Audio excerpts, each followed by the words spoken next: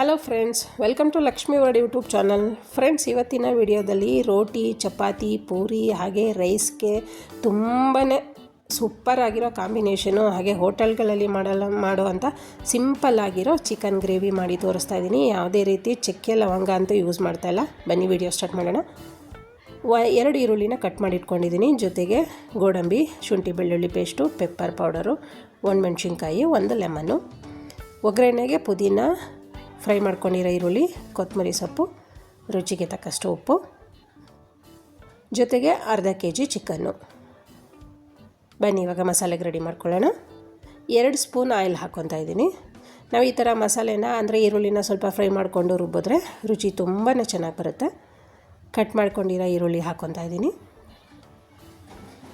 ಈರುಳ್ಳಿ ಫ್ರೈ ಮಾಡ್ಕೊತಾ ಗೋಡಂಬಿ ಹಾಕ್ಕೊಳ್ಳೋಣ.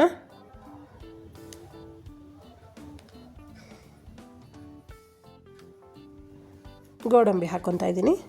ಈರುಳ್ಳಿ ಮತ್ತು ಗೋಡಂಬಿ ಹಾಕ್ಕೊಂಡಾದ್ಮೇಲೆ 1 ಮೆಣಸಿನ್ಕಾಯಿ ಹಾಕ್ಕೊಳ್ಳೋಣ. ನಾನು ಇದರಲ್ಲಿ ಖಾರ ಮೆಣಸಿನ್ಕಾಯಿ ಮತ್ತು ಬ್ಯಾಡಗಿ ಮೆಣಸಿನ್ಕಾಯಿ ಎರಡೂ 3 ಅಷ್ಟು ಹಾಕ್ಕೊಂಡಿದ್ದೀನಿ. ಟೋಟಲಾಗಿ 6 ಮೆಣಸಿನ್ಕಾಯಿ ತೊಗೊಂಡಿದ್ದೀನಿ ಅರ್ಧ kg ಚಿಕನ್ಗೆ.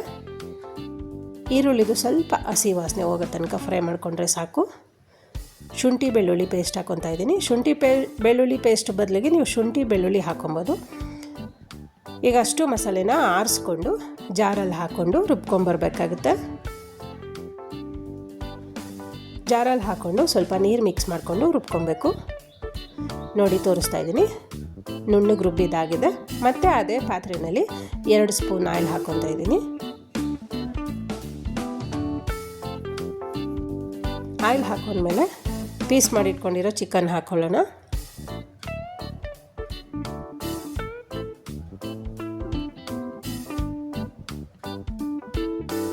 ಸ್ವಲ್ಪ ಉಪ್ಪು ಹಾಕ್ಕೊತಾ ಇದ್ದೀನಿ. ಒಗ್ಗರಣೆನಲ್ಲಿ ನಾವು ಉಪ್ಪು ಹಾಕ್ಕೊಂಡ್ರೆ ಚಿಕನ್ ತುಂಬ ರುಚಿಯಾಗಿ ಬರುತ್ತೆ. ಸ್ವಲ್ಪ ಉಪ್ಪು ಅದಕ್ಕೆ ಅಡ್ಜಸ್ಟ್ ಆಗುತ್ತೆ. ಅರ್ಧ ಸ್ಪೂನು ಪೆಪ್ಪರ್ ಪೌಡರ್ ಹಾಕ್ಕೊತಾ ಇದ್ದೀನಿ. ಅರ್ಧ ಹೋಳು ನಿಂಬೆಹಣ್ಣು, ಅರ್ಧ ಹೋಳು ಫುಲ್ಲು ಹಿಂಡ್ಕೊತಾ ಇದ್ದೀನಿ.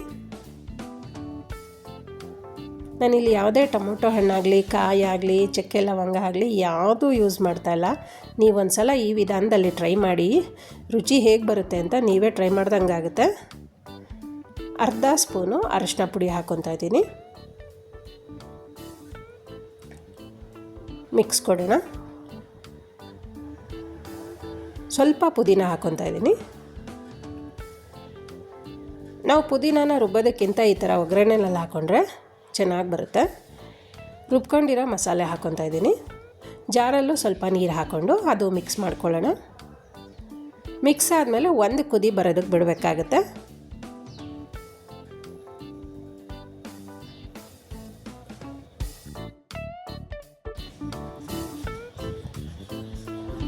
ನೋಡಿ, ನಾನು ತೋರಿಸ್ತಾ ಇದ್ದೀನಲ್ವ, 1 ಕುದಿ ಬರ್ತಾ ಇದೆ. ರುಚಿಗೆ ತಕ್ಕಷ್ಟು ಉಪ್ಪು ಹಾಕ್ಕೊಳ್ಳೋಣ. ಉಪ್ಪು ಹಾಕ್ಕೊಂಡ್ಮೇಲೆ ಮಿಕ್ಸ್ ಮಾಡಿ ಮತ್ತೆ ಒಂದು ಸಣ್ಣ ಕುದಿ ಬರೋದಕ್ಕೆ ಬಿಟ್ಟರೆ ಸಾಕು. ನೋಡಿ, ಇವಾಗ ಕುದಿ ಬರ್ತಾಯಿದೆ. ಕುದಿ ಬಂದಮೇಲೆ ರೆಡಿ ಫ್ರೈ ಮಾಡ್ಕೊಂಡಿರೋ ಈರುಳ್ಳಿ ಮತ್ತು ಕೊತ್ತಂಬರಿ ಸೊಪ್ಪು ಉದುರಿಸ್ಬೇಕಾಗುತ್ತೆ. ವಿಡಿಯೋ ಕ್ಲಿಪ್ ಮಿಸ್ ಆಗಿದೆ. ಫ್ರೆಂಡ್ಸ್, ಈ ವಿಡಿಯೋ ನಿಮ್ಗೆ ಇಷ್ಟ ಆಗಿದರೆ ಪ್ಲೀಸ್ ಲೈಕ್ ಮಾಡಿ, ಶೇರ್ ಮಾಡಿ, ಸಬ್ಸ್ಕ್ರೈಬ್ ಮಾಡಿ, ನಿಮ್ಮ ಫ್ಯಾಮಿಲಿ ಮೆಂಬರ್ಸ್ಗೂ ಶೇರ್ ಮಾಡಿ. Thank you.